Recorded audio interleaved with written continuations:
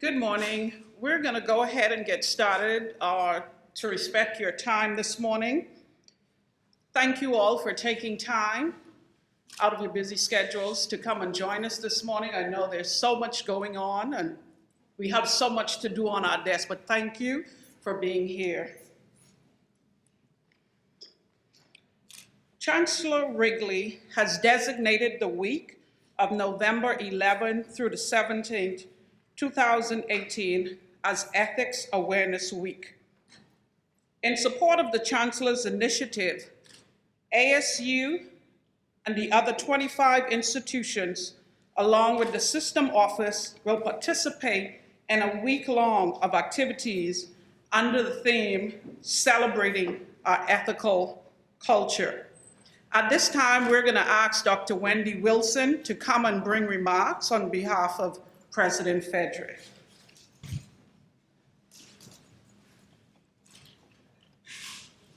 The time is always right to do what is right. Dr. Martin Luther King Jr. Culture, more than the rule books, determines how an organization behaves. Mr. Warren Buffett. Our culture is very important to the success of not only our institutions, but our employees, students, communities, and ultimately how Georgia is educated, which makes it very important to me and hopefully to all of you as leaders for the USG. Chancellor Wrigley. Good morning. President Fedrick regrettably was unable to bring greetings this morning and requested that I not only greet you on her behalf, but thank you for your ongoing efforts to create an institutional culture based on the core values of integrity, excellence, accountability, and respect. Although Ethics Awareness Week is recognized once a year, ethics practices should occur daily. We owe our students a healthy example of proper behaviors and engagement. Frankly, we owe it to ourselves. As Dr. King noted, it is always the right time to do what's right. As Buffett shared, institutional culture governs the success of an organization. And as Chancellor Wrigley best explained, ethics awareness is a responsibility of all leaders, be it faculty or staff, to model ethical behavior, for it is critical to the success of an institution. I'm confident the series of activities slated throughout this week will be informative and enlightening.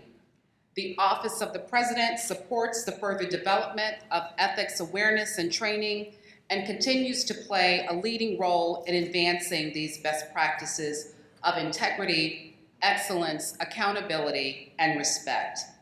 Again, on behalf of President Marion Fedrick, thank you for your presence today and your ongoing commitment to Albany State University.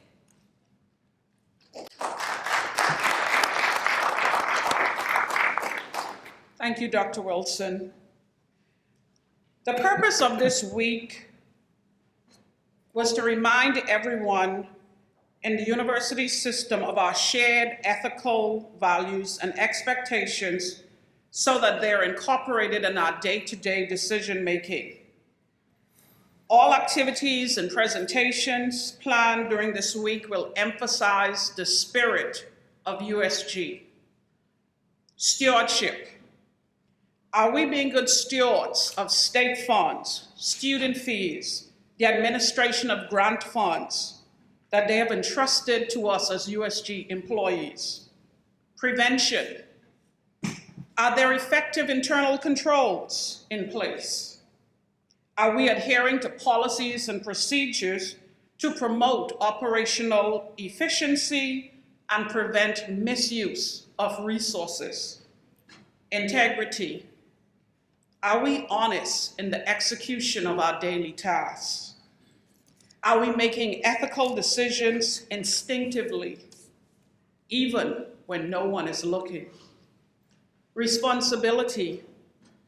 As USG employees, we have an affirmative duty to report wrongdoing. ASU and the USG is committed to preventing and detecting fraud, waste, and abuse. Inspiration. As we as ASU employees lead, are we leading by example? Our actions, are they the best indicators of our ethical values? We should show ethical leadership in each decision so as to inspire others. And trust. It's about preserving public confidence. Trust is an essential element in a productive work environment. We can maintain and build trust by actions which are honest, fair, and consistent. Today we have a panel of professional presenters from their various departments who will speak to us on ethics and unethical behavior. First would be Zaina Latif, Senior Auditor in the Office of Internal Audits. And now I'm going to play this short, unethical video for you guys to enjoy. Is Carla here yet? Does it look like she's here? Oh, good. She can't get on me for being late. So is there going to be lunch at this thing? It's 9:30. Brunch then? So what is this meeting all about, anyway? It's something about ethics training. Oh, that sounds like fun. You know, I read that ethics doesn't even really have a working definition. It's all created by the media. That's not even close to being true. Hey, you know how they serve breakfast for dinner? How come they don't do dinner for breakfast? Hey everyone, ready to get started? I think we should have Chinese food. Yeah. Look, Carla, we've talked it over, and we think this whole ethics training thing is a big waste of time. Yeah, we're pretty much on point with everything. Really? On point. What about expense reporting? Mercedes, you turned in a receipt for a place called Salon Rouge. I had a lunch meeting with a client on a bad hair day. How bad was your hair? Like 80s metal band. Bad. Yeah, that works. What about ethical use of social media? So you think that last little bit there is too much? Does legal know you have it? Well, what legal doesn't know won't hurt him. You can't prove anything. What about conflicts of interest? We've been shopping for distributors who won't charge us too much. Funds are, well, bad. Why? My cousin is really high up in distribution. Man, if I could strike a major purchasing deal with the family's golden child, I promise I can get us a really good deal. And that's just the tip of what we'll cover. There's antitrust, bribes and kickbacks, disclosing confidential information, conflicts of interest, dealing with expense reports, providing gifts and entertainment, harassment, insider trading, falsifying company documents, misuse of company assets, records and information management, responsible communication, retaliation and speaking up, safety, revenue recognition of sales, social media, and third-party risk. Sounds fun, right? Shall we?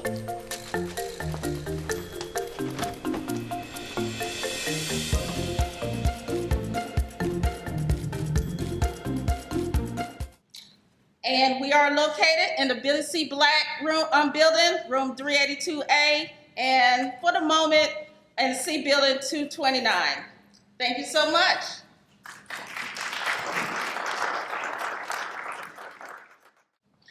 Good morning. My name is Jeff Hall. I'm a controller here in the Accounting Services Office, and what I'm going to go over is a situation that happened just this past year within the university system. Actually happened this year over the summer. It was all over the news, but we'll touch over kind of what happened involving multiple ethical violations, and as we'll also touch on portions of the ethics policy that were violated. So in the summer of 2018, internal audit review at a sister USG institution revealed numerous ethical and legal violations that resulted in the resignation and or dismissal of 4 employees. And I will point out, Zaina brought up the hotline. It was tipped off by a hotline complaint both at the university level and the system level. So these were the findings, and there were a lot of them. One, we had an employee that required a vendor to give $35,000 per year for a football stadium suite, which was then found to have been mainly used by that employee, his friends, his relatives, other university employees, and their friends and relatives. The same employee also used another vendor's suite to entertain former colleagues, friends, and family. This very same employee was also found to have golfed regularly with vendors and potential vendors on university time.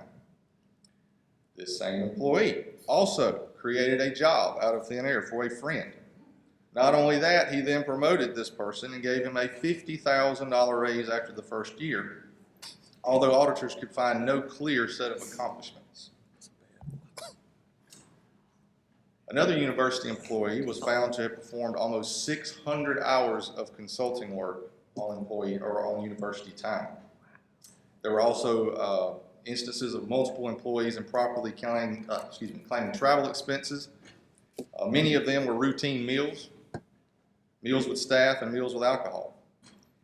And there was also a cabinet level employee who served on the board of directors of a vendor with whom the university did business. It was found that university resources were improperly used to promote that vendor, and the university employees were improperly pressured to use the vendor's services. It was also, this relationship was disclosed. However, it was not disclosed that the university did about $1.5 million worth of business with this vendor. So we've got a lot of things going on there, a lot to unpack. So we're going to go through 4 parts of the USG ethics policy that were violated here. There were actually more than that, but we'll touch on these 4. USG ethics policy number 6 says to comply with all applicable laws, regulations, and professional standards. A part of that is that requests for reimbursement for expenses incurred on behalf of the university system must be accurate and in accordance with applicable laws and regulations. Submission of false or misleading expense reimbursement documents subjects the employee to the risk of both termination of employment and criminal prosecution. As most of you know, the state accounting office does set those statewide travel regulations that all state agencies must follow. State agencies can be more restrictive in their agency reimbursement policies, but they cannot be more lenient. The travel must clearly benefit the institution. Obviously, it is unethical to seek reimbursement for personal expenditures. An example, and for those who have watched the ethics refresher video, the example that was shown on there, an extra night or nights lodging beyond what is required for work purposes. For example, if the conference ends on Wednesday morning or Friday morning and you decide you want to stay over the weekend, that's great, but you can't then seek reimbursement for those last 2 nights. Ethics policy point number 11 says to disclose and avoid improper conflicts of interest. USG employees are expected to devote their primary efforts to the USG's mission, and any outside employment or activities must not interfere with the performance of official duties. Obviously, this goes back to the guy who had almost 600 hours of consulting work that he did for an outside company, was paid by them while he was on university time, also getting paid by the university. Ethics policy point number 12 says to refrain from accepting any gift or thing of value in those instances prohibited by law or Board of Regents policy. Board of Regents policy 8.2.15 says that a USG employee shall not directly or indirectly solicit, receive, accept, or agree to receive a thing of value by inducing the reasonable belief that the giving of that thing will influence his or her performance or failure to perform any official action. One thing to note is the acceptance of a benefit, reward, or consideration where the purpose of that gift is to influence the employee in the performance of his or her official function is a felony under Georgia State Code. So obviously this goes back to the guy who had it written into the vendor's contract that they would pay for a football suite that he would then use with all his buddies. And then finally, number 13, do not use your position or your authority improperly to advance the interests of a friend or relative. Any benefit granted to an individual will be based on merit and or written procedure. Obviously, this goes back to the position that was created, and then the raise that was given with no reason. This also goes back to the policy that you cannot have an improper relationship with someone who reports to you. So that's all I've got. Are there any questions before we move on? I will take questions. Dan? Perfect. At this time, we're going to have Travis Barron, our Chief Information Officer, come to speak to us from an IT perspective. One of the things I'd like to talk to you guys about today is, and when we talk about ethics, we talk about fraud. One of the biggest things we face is fraud, a lot of fraud. It happens all the time, and there's multiple ways that can happen. And one of those things is through phishing emails. And I know you guys see them all the time, and you see the emails come out from me and all that stuff. And one of the biggest things that has recently hit the USG was a major hit at USG. And some of you may know about it, some of you don't. It happened in Augusta, and it all started with phishing. And phishing are just emails that are sent out. We get them all the time. They're fraudulent emails asking you to do something or give away something. Phishing emails have one of two objectives. They're going to steal your username and password, your credentials. It allows a threat actor to get into things of yours or USG stuff like your email, for example. And that's how it all started in Augusta, with just 25 email accounts. And then we get into something else that we're told we're not supposed to do, which is emailing confidential information. And it happens. And I know it's been a thing in the past and people have done it before, but it's one of those things we can't do because we just have seen the devastating effects of that. Because how many people in here delete all their deleted items? How many people in there delete all their sent items? What about their inbox? How many emails are in your inbox? Because you save all that stuff, right? Just in case you might need it. Well, guess what? Those people that did that phishing attack, they got 25 accounts. Just 25. 25 accounts were compromised. So the threat actor was able to log into their Office 365 accounts. And the threat actor, in a short amount of time, downloaded 25 people's deleted items folder, their sent items folder, and their inbox. And out of that, they obtained 417,000 confidential records from phishing email. That probably looks little to you guys out there. I don't know if you can read it or not. I sent it to everyone this morning. It's in your inbox. That is the anatomy of a phishing email. It breaks down all the things that you can look for. One of the biggest things is a lot of these emails have links in them. Click here, or it'll just have a little link in there. I want you to, I don't know, verify your account. Click here. Hover over those links, because when you hover over a link, it will actually tell you where that link is actually going to. And you'll be able to see. If you're supposed to be clicking on something that says asu-rams.edu, and you hover over the link and it doesn't say asu-rams.edu, it says something totally different. You know that's not our website. The biggest thing I can tell you is never click on a link. If you get an ad or something, you get it from Amazon, Dropbox, FedEx, whatever. Go to the website. If you have an account there, go to the website that you usually go to. Don't click on anything in the email. Go to the website. Another thing is a lot of these things have attachments in them. If you're not expecting anything from someone, don't click the attachment. If you don't work in accounts payable, don't click on something that says invoice. Because you're just being nosy. Right? Right. And they know this. These people thrive on social engineering. I have a huge book on it. It's all based on psychology. It's all based on rushing someone through something, creating some type of sense of urgency. You got to do it now. You got to act fast. You got to click on this right now. We need you to do it right now, or you're going to be locked out. Or it's an invoice or a document that says layoffs for next year. You know, don't click on that stuff. You know, because it's going to be fake. It's going to not work, and you're going to go, oh, okay. And then little to you just downloaded something like a keylogger that will take snapshots of your desktop every 3 seconds. It'll record every keystroke that you have, so it logs all that information. So the actor can go back in, review the logs, see the desktop screenshots, and wait till it gets to one with a login screen. Look at the time of that, go back into the log and look at the time there, and look at the keystrokes you've made and get your username and password. It's that simple. They do it all the time. It's not hard. I think I paid $25 for my keylogger with dark web. I have one because I use it for training purposes to show people how easy it is to get, how easy it is to click on it, because I can embed that thing in anything. In a picture, a PDF file, a Word document, and 9 times out of 10 you can click on it. It's that simple. We just got out a mass emailing that came out this morning for the USG. It's about a phishing scam. I urge you guys to look at it and read it because it's a bad one. I haven't got to read it yet. I just saw it on my phone earlier. So make sure you pay attention to that.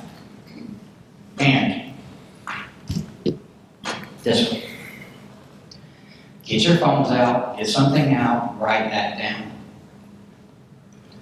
That's a cycle of how I've been pawned. And that is a slang phrase that comes from my world in the gaming community when somebody's absolutely owned you. They have perfectly owned you.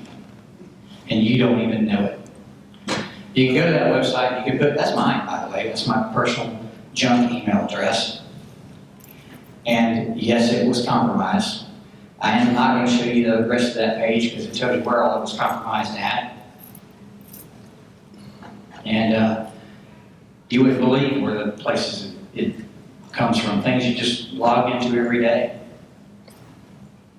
When you see that, and you put all your email addresses in that website, and you look at those, make sure you include ASU's email address in there to see if it's been compromised.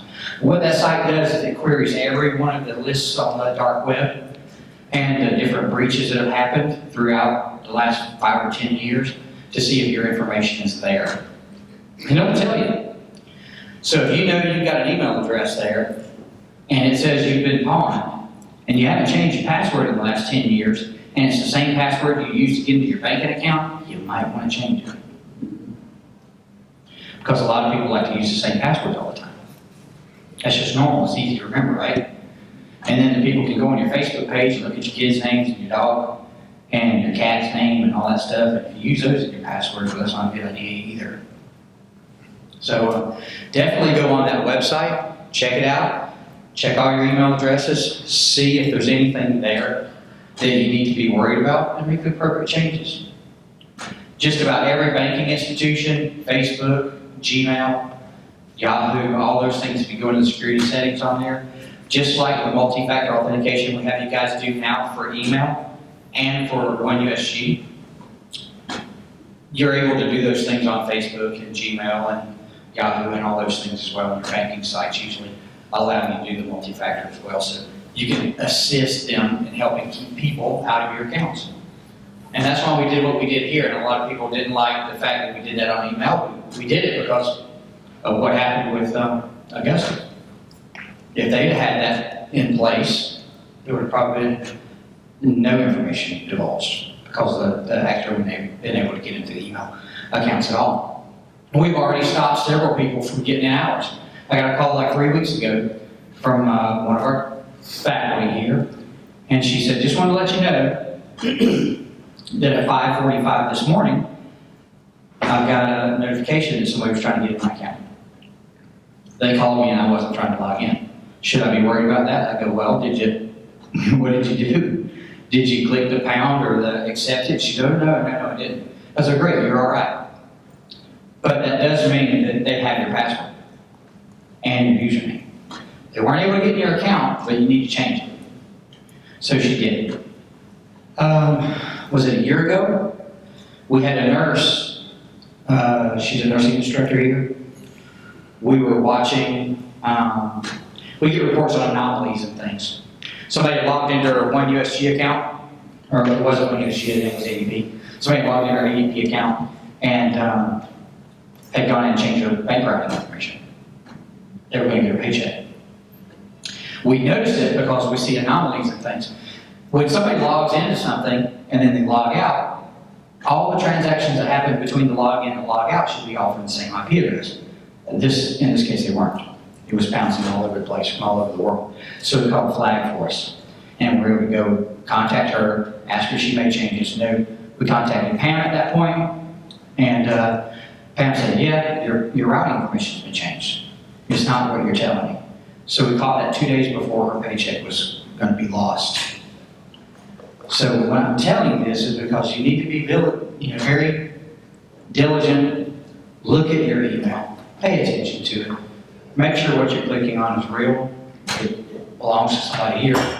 If you've never gotten an email from President Frederick from any personal level whatsoever, she's not going to ask you to send her money because she's a girl. Okay? That is a real email that's gone around, and not the too distant past here. So just keep that in mind. So you don't normally get something, don't react to something without at least making a phone call before answering. I mean, it went as far as somebody answered and said, oh, I'm sorry you're having this trouble. As soon as I get back to the office, I'll take care of it. Thank goodness we caught it before they got back to the office. Because they were fixing to send off her IRS information. So thank goodness that didn't happen. But be diligent. They attack us all the time. And pay attention to that website. Check your stuff out. Make appropriate changes. And that's all I got for you guys.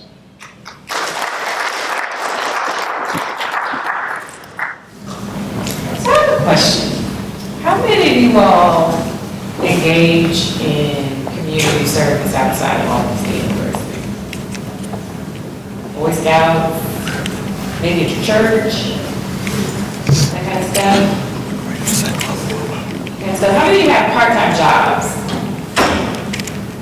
Part-time jobs outside? Okay. So, how many of you, those people who did engage in community service kinds of things, how many of you all, I raise your hand, have filed that with HR and the outside activities form? Raise your hand. So, if you engage, the point my point is that outside activities are not necessarily a job, meaning that you don't have to have a whole job. I'm not saying that you're working part-time at Kohl's. You're even working part-time at Walden University, teaching as adjunct faculty members. Those kinds of things need to be documented in the outside activities form that we send around every year in January. But also if you're engaging in any kind of community service, are you serving on a board? Now there's some debate about whether or not you need to be that nitpicky, but my personal opinion is that you should have a conservative approach to that. I would rather have it on file and not need it than to need it and not have it. For instance, I'm pretty sure that the examples that Jeff brought up that happened earlier this year at one of our one institutions, that's where that took place.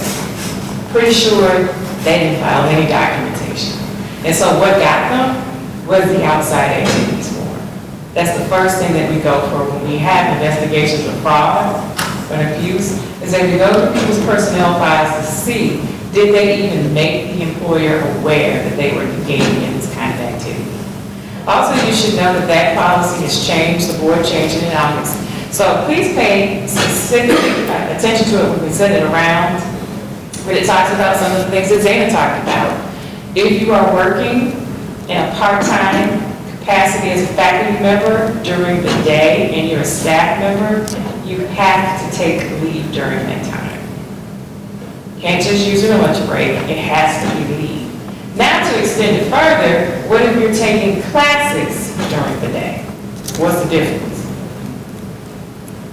So you should either file leave for that time when you're taking classes during the day, or you can have a flex schedule. Now, it has to be formal. It cannot be this agreement that you have with your supervisor that you're going to come in at 9 o'clock on Wednesdays and stay until 7. No, there's an actual policy that the BOR has, and that's available on the BOR website, or you can contact HR, we can get that started. It has to be renewed periodically, but it would be best if that's documented, otherwise it's not formally recognized. And so if something happens down the line, the first thing we're gonna do if we ever get audited is they're going to look in your personnel file. If there's no record, there's gonna be like you didn't even happen. So outside activities also include jobs, but it also includes any kind of thing that you're doing for community engagement. For instance, if you sit on a board, that kind of thing. That needs to be documented in outside activities. If you're teaching part-time, on a part-time basis and you're a full-time staff member, file leave. If you're taking classes during the day, either file leave or have a formalized flex schedule worked out with your supervisor on file in the HR. I think that's all that I have for you all today.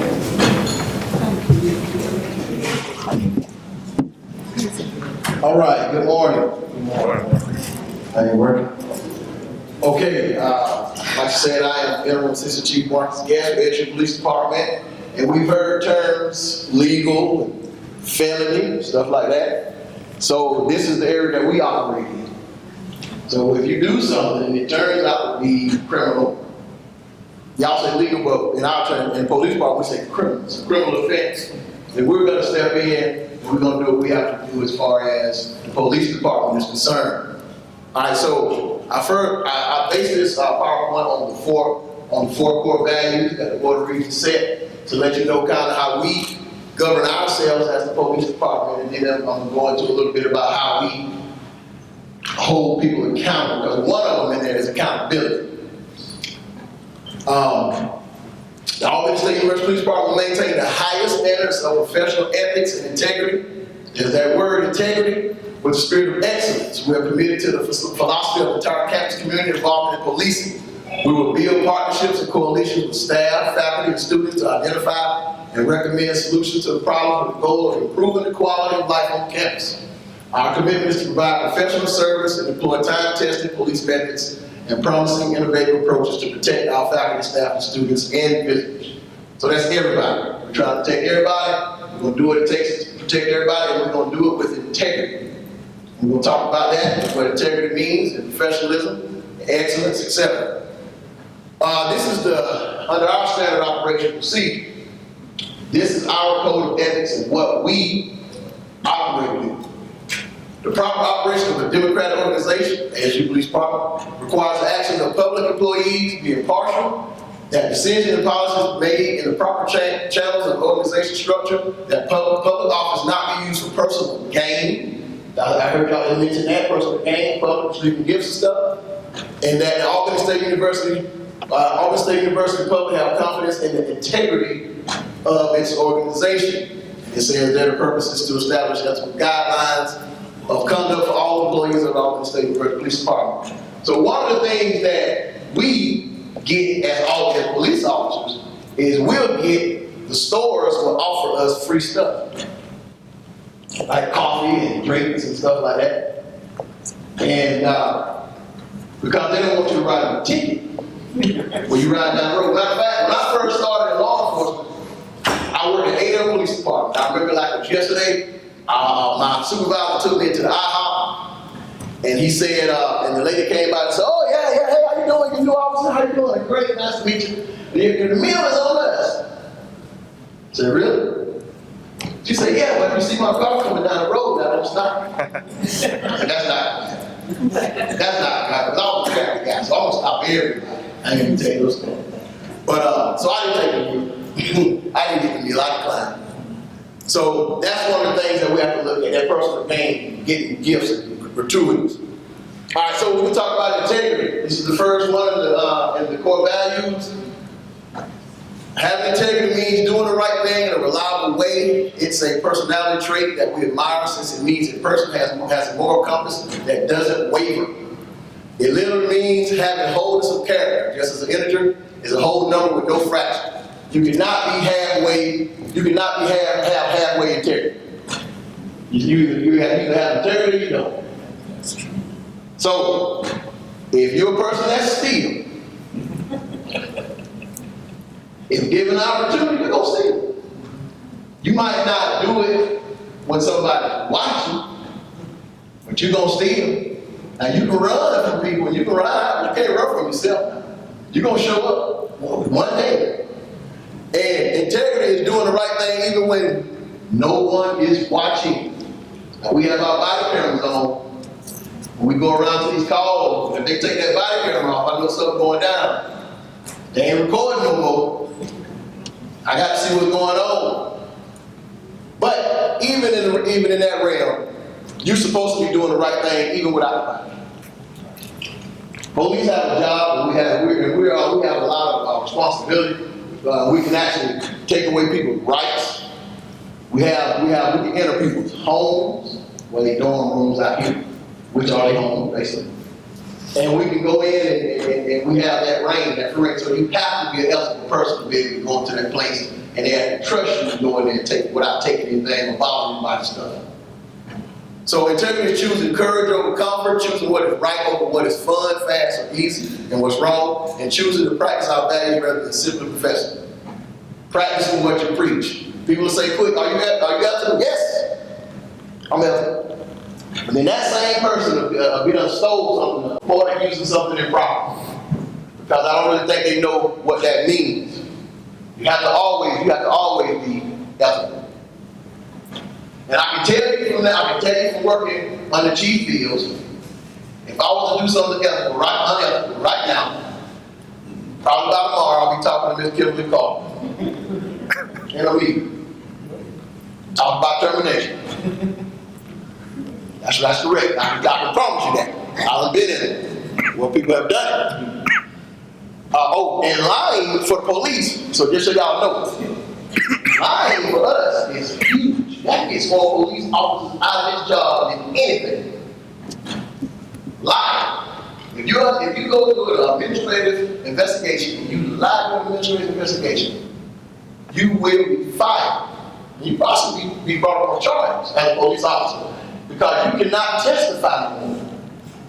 If the defense attorney deems you as a liar, you cannot testify anymore. Because every time you go on the stand, they're going to call you a liar. So your job is done. Your career is over. Because you lied one time. That's how serious it is with the police department. And we hold people accountable to that standard because we have to be high. So I got 8 keys of excellence here that I found. One of them, there's that word again, integrity. You must have integrity if you're going to be excellent. You can't be a thief to be excellent. You can't go around stalking people. You can't do it to be excellent now. Failure leads to success. You're going to fail. We all know that we're going to fail. Now, I hope you don't fail the way that has involved with breaking the law. Because then you fail, you might have to see me in my office. That's not good. I'd rather see you out the box and I say, "Hey, how you doing?" Like I see Megan. "Hey, Megan, how you doing?" I don't want to see Megan sitting across my desk and having an answer for some stuff that she did. Because that's not good.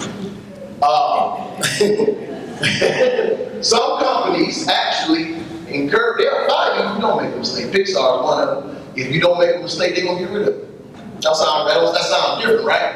Because they don't think you're trying hard enough if you never made a mistake. So if you make a mistake, they encourage you. They want you to break the machine so that you can go and learn how to be better. Speak with good purpose. Speak honestly and kindly.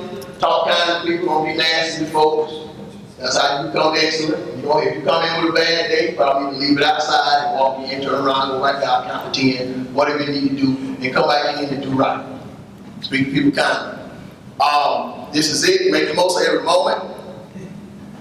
Committed. Be committed to your dreams. Whatever your ideas are. You want to be president of the university one day, try it. Go for it. Make it happen. Police chief. That's right. There you go. I'm pushing. Ownership. Take ownership. Take responsibility. That's the biggest one right there. When people come to my office and we're talking to them about an incident or something that they're involved in, that's the first thing they want to do is separate themselves from that incident. They don't want to take ownership. And see, when I pull you up on that camera, I got you on camera and I show you what you did, you have to take ownership. And I got a big, I have a big screen. I have a big screen now. Captain Fletcher got it now, but I have a big screen where you can see it in high definition. I want you to see yourself in high definition when you come to my office. Big screen. And the officer will turn on, they'll tell you now. Oh, they don't mind calling me. They don't mind calling me now. I'll get tired of it one point. Oh, I'm just kidding. Y'all can play. I'm joking. Right? I'm just kidding. Flexibility. Be willing to do things differently. Be willing to do things differently. Be able to change. Don't always be the same way because things are going to change. And you can count on, and one thing you can count on 100% of the time, it happens to change. It's going to happen. Balance, live your best life. Balance your life. Balance things together and make sure everything is running according to how you need it to go. And I got that from the Quantum Learning Network, those 8 keys of excellence. So we're going to move on to accountability. Accountability is not a form of punishment, which people do think it is. But somehow accountability has become synonymous with bad behavior. Because of this, no one wants to hold anyone accountable because they're afraid of being labeled a meanie, except in consistency, market guessing, or at best, a micromanagement. So, the word accountable means answering for actions in the city. So if you did, that's one of the first things I always ask my officers when they come in there and they confront me about something they do. I ask them, did they do it? Did you do it? Yeah, but yeah, you did. That but means you did it, but you're trying to soften it up some kind of way. You're trying to soften up your action. You did it, now you just said you did it, but you're trying to soften it up a little bit. I'm still gonna have to do what I gotta do. When I hear you, I'm gonna listen to you, I'm gonna hear you. The hold someone accountable means the person being asked to explain why they did or didn't do something. In our personal life, we hold people accountable all the time. For example, growing up, my mother would say, "Why are you wearing that to school?" as a way of holding me accountable for my attire. Actually, my mother would tell me, "Go change." She wouldn't say, "Why are you wearing it?" She'd say, "Go change, put on something else." But she ain't gonna have anyway. She would go tell me to go change. But this right here, we have a thing, the way we do business in the police department is, if someone does something, they have to write a memo. You have to explain what you did. And that's kind of hard for people. You know, my previous supervisor said it's hard for people to lie on paper. I kind of believe that to a certain extent. But the reason that you write it on paper is because if you write it on paper, then you go back and ask them something later, and they change it. You got an official document of what they originally said. When they were not, they didn't have time to go home and think about getting the juices going and think about how to create and change it. So they actually put it on paper. And it's not necessarily a bad thing because you may be asked to write a memo about something you just saw. You know, you might not even be did it, and you might be, but at one point the officer was so scared about the memo, they would have to take a write up and write that memo. And all they weren't even in trouble. They were just recording what they saw. They thought they were in trouble because they wrote the memo. But we have to get that. I have to have that memo. Because that memo is documentation of actually what happened, what you saw. And it's on paper. So we get that. And then we start our investigation. So if you come in and you're the subject of an investigation, you may have to write me a statement. Now you ain't gonna have to, you're gonna have to write me a statement. I'm gonna have to have it. So this is some examples of incidents where we hold people we hold accountable. Incidents of a criminal nature, misuse of university funds, use a P card, gas card improperly, any kind of financial offense. You're stealing money, we're going to investigate you, and we're going to do what we have to do through the challenge. Theft, stealing time at work, they talk about that. You stealing time. They're going to come to my office, they're going to say, "Hey, Chief Guest, we need to look at some video right quick." And we're going to look at hours of it. And get every minute that you done stole back here before you, that you done. We're going to get every minute of it documented too. Take items that don't belong to you. Don't take nobody's earbuds off the desk. Don't steal. If it don't belong to you, don't take it. Because they're going to come to the police department and go to investigate you. Earbuds about $25, you're going to go to jail for $25. And stalk them. Don't be messing with the students and stalking them because you like them or think they look cute or whatever that may be. If you out there stalking, following people that conduct surveillance and stuff, we're gonna bring you to justice. We're gonna do what we gotta do. Sexual harassment, any kind of sexual misconduct, unwanted lewd comments, that's gonna get the police involved. That's gonna ring our bell. Unwanted sexual battery, unwanted touching, you touch somebody, unwanted, that's sexual battery by the state of Georgia. And you could be arrested if we prove that that is the case. So we don't need anybody doing any of those things. I just mentioned a few. She named a bunch of them earlier, but I just mentioned a few that we would step into and have the police come into and get involved. And we also have, misuse of university equipment, watching pornographic materials and stuff on the university computer. We will be called to have to investigate that, and then we'll probably go over to IT and do some stuff and see what's actually going on. They'll pull your stuff and see what you did on the computer. And I get everything. So if you got to operate and put that porn on the computer and stuff, and it get turned over, then you're gonna be investigated. And then whatever happens, you get fired, it goes through the channels, and you will probably most likely get fired. So respect, there's a reason. Respect is a way of treating or thinking about something or someone. If you respect your teacher, you admire, treat well, treat people with respect. Most people just want to be treated with respect. Don't mistreat nobody out here in school. These are all the quote backs from USG. So they're telling you, if you took that little test thing that you had to take, I'm sure everybody should have got the email and taken it. Respect others' property and belongings. Like I said, don't take nothing that don't belong to you. Don't, if it ain't yours, leave it alone. It's $1, leave it on the desk. You cleaning offices, you see some stuff up there, don't mess with it. And they gonna tell the police. We're gonna come and do what we gotta do. Respect university property. You got a man or somebody, don't punch a hole in the wall. Don't throw stuff all over your office. That is not your property. That belongs to you. Might believe that because you've been here for like 20 years. But it is not your property. When you throw stuff around and crash the desk and stuff, you damage the school property. That's illegal. That is illegal. And we will come looking for you. And we'll find you. Most likely, you always be in an uncompromising position because you're either teaching class or you're in there doing something with a student or something. We have to pull you out. It's embarrassing. So don't do it if we want to embarrass you. Because it is embarrassing to have to go get and you see the police walking an administrator to the police department and could possibly be in handcuffs. That is very embarrassing. So that's the end of my presentation, and I'll be here for questions and answers at the end.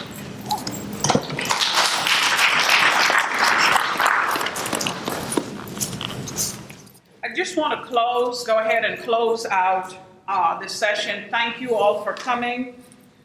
At ASU, we are committed to doing the right thing. It is up to each one of us to stop unethical behavior wherever it exists. If we see something, know something, we have an obligation to say something. It is not just about the monies lost, it's about our reputation. That once tarnished is difficult to rebuild. It's about our pride. It's about doing the right thing even when no one's looking. It's about who we are and what we do, speaking louder for us than the few that don't protect the resources entrusted to them. Ethics is about how we meet the challenge of doing the right thing when that will cost more than we want to pay. Thank you so much. Can we give our panel, please feel free.